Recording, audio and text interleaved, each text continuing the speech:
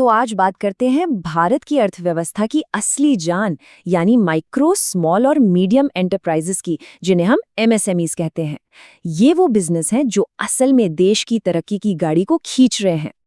अंदाजा लगाइए, देश की पूरी जीडीपी का लगभग 1/3 हिस्सा इन्हीं एमएसएमई से आता है। सोचिए, ये आंकड़ा कितना बड़ा है। यही वो सेक्टर है जो करोड़ों लोगों को नौकरियां देता है और जमीनी स्तर पर नए नए आइडियाज को जन्म देता है। पर यहाँ एक बड़ा सवाल खड़ा होता है, अगर एमएसएमईज इतने ज़रूरी हैं, तो फिर क्यों ज़्यादातर बिजनेस बस किसी तरह अपना गुजारा कर रहे हैं? वो ग्रोथ की रेस में आगे क्यों नहीं बढ़ पाते? ऐसा लगता है जैसे वो रोज़ की मुश्किलों की एक भूल भुलैया में फंसकर रह गए हैं। चलिए, आज इसी सवाल का जवाब ढूंढते हैं। तो सबसे पहले समझते हैं कि ये विकास की भूल भुलैया आखिर है क्या और कैसे बिजनेस ओनर्स इसमें उलझे रहते हैं। देखिए, इन मुश्किलों को ना हम दो हिस्सों में देख सकते हैं। एक तरफ है सर्वाइवल की चुनौतियां, जैसे पैसों का मैनेजमेंट, समय पे पेमेंट ना मिलना, और दूसरी तरफ है ग्रोथ से जुड़ी चुनौतियां, मतलब कोई साफ सुथरी स्ट्रैटेजी नहीं है। ये सब मिलकर एक ऐसा चक्र बना देते हैं जहां बिजनेस का मालिक हमेशा बस आग बुझाने में ही लगा रहता है। तो इस कियोस्क से बाहर निकलने का कोई रास्ता है? हाँ, बिल्कुल है। इसका जवाब एक बहुत ही सरल लेकिन जबरदस्त फ्रेमवर्क में छिपा है। एक ऐसा फ्रेमवर्क जो इस पूरी उलझन को सुलझाकर एक टिकाऊ ग्रोथ का रास्ता खोलता है। और इसे कहते हैं 3S फ्रेमवर्क। ये मॉडल 3 मजबूत पिलर्स पर टिका है: स्ट्रैटेजी, सिस्टम्स और स्किल्स। यही वो चाबी है जो किसी भी बिजनेस को सिर्फ सर्वाइवल मोड से निकालकर स्थिरता और असल तरक्की की तरफ ले जा सकती है। इसे समझने का सबसे अच्छा तरीका है एक कार के सफर की मिसाल। सोचिए, आपकी स्ट्रैटेजी वो नक्शा है जो बताता है कि जाना कहाँ है। सिस्टम्स आपकी गाड़ी का इंजन है जो उसे ताकत देता है, और स्किल्स वो ड्राइवर है जिसे पता है कि मुश्किल रास्तों पर गाड़ी कैसे चलानी है। अब इनमें से एक भी चीज हटा दीजिए तो सफर या तो शुरू ही नहीं होगा या बीच में ही अटक जाएगा। तो चलिए, एक एक करके इन पिलर्स को समझते हैं। शुरुआत करते हैं पहले एस यानी स्ट्रैटेजी से, जो बिजनेस का नक्शा है। ज्यादातर एमएसएमई ओनर्स के साथ क्या होता है?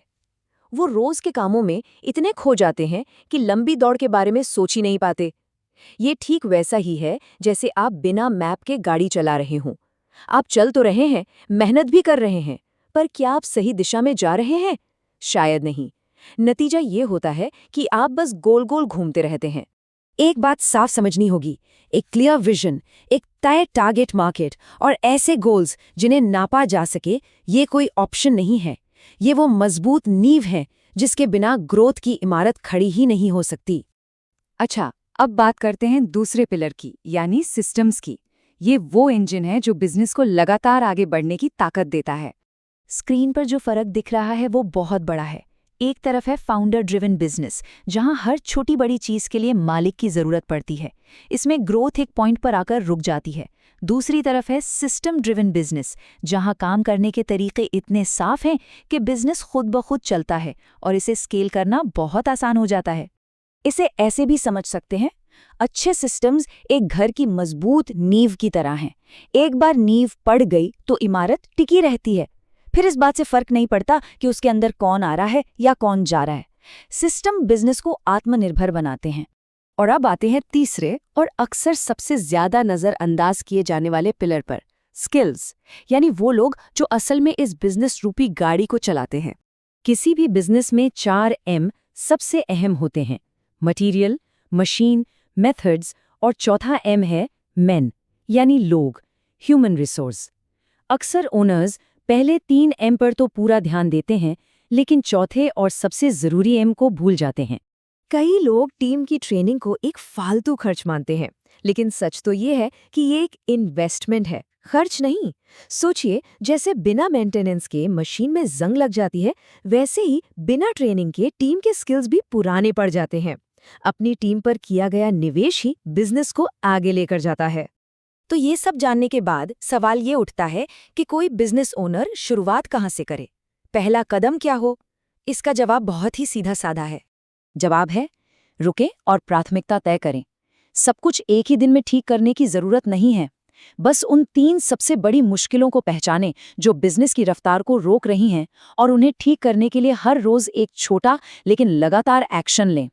ये याद रखना बहुत ज़रूरी है कि ये छोटे छोटे लेकिन लगातार उठाए गए कदम ही आखिर में क्लैरिटी और कंट्रोल वापस लाते हैं। ये सिर्फ बिजनेस को आगे नहीं बढ़ाते, बल्कि ये बिजनेस ओनर को रोज की आग बुझाने वाली जिंदगी से भी आज़ादी दिलाते हैं, और यही टिकाऊ ग्रोथ की असली चाबी है। तो असल सवाल ये नहीं है कि क्या क्या बदलना है।